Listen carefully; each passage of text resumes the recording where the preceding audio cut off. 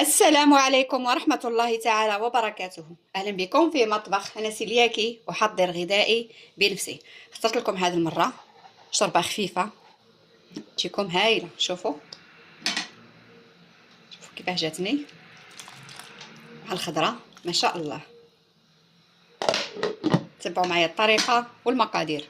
أبدأ على بركة الله. عندي بصلة صغيرة مقطعة، شوية دبشة، زوج حبات جزر متوسطين وحبة كوسة متوسطة، والتوابل والملح وزيت المائدة. أول حاجة نبدا نحط زيت المائدة، نحط ملعقتان، راهي معمرة بزاف باضت وما شفتهاش. نزيد الملعقة الثالثة 3 ملاعق.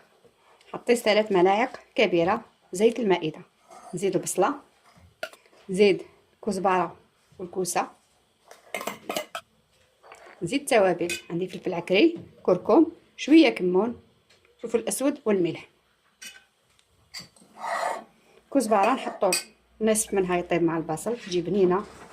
جربوا هذه الطريقه، تحطوا الدبشه في الاول هذا.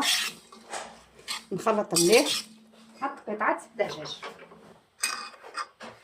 نغلق عليها ونخليها تقلى على نار هادئه.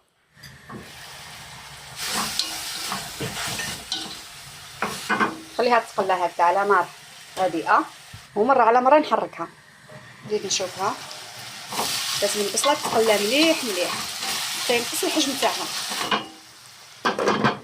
اي شربه ديروها من الاحسن ديروا معها شويه خضره، الخضره ضروريه. راني حطيت الماء يغلي باه نمرق، كي طيب مليح نمرقها. نزيد نشوفها، نقص عليها النار الان تماما، تكون قليله هكذا، ونخلي البصله تقلى مليح، البصله والخضره اللي حطيت معاها. من جهه اللحم الدجاج هذا يزيد يطيب شويه، نغلق عليها ونخليها تطيب تعقلها، نخليها تطيب على نار هادئه. شوفوا كي تقللوا النار تزيد تقلى مليح. شوفوا بعد ما تقلات غادي كل ما نفتح نطلع الكاسرونه تاعي.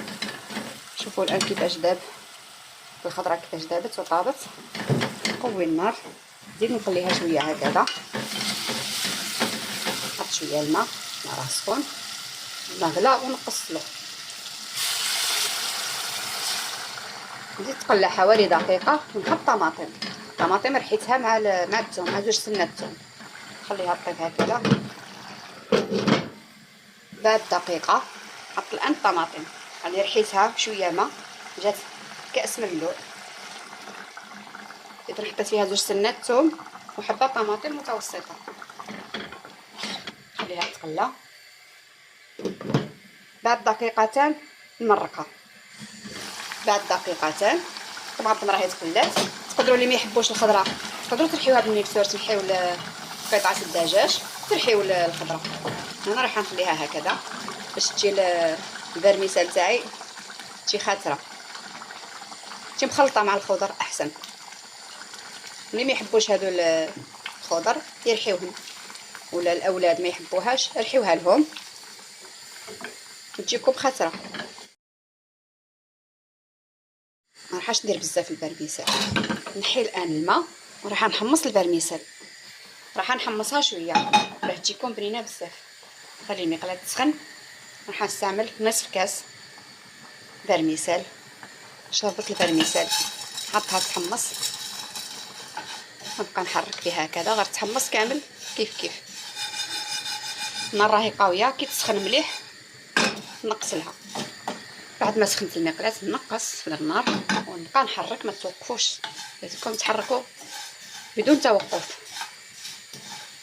الفرميسال اللي استعملت هي هذه. كمل نحمص.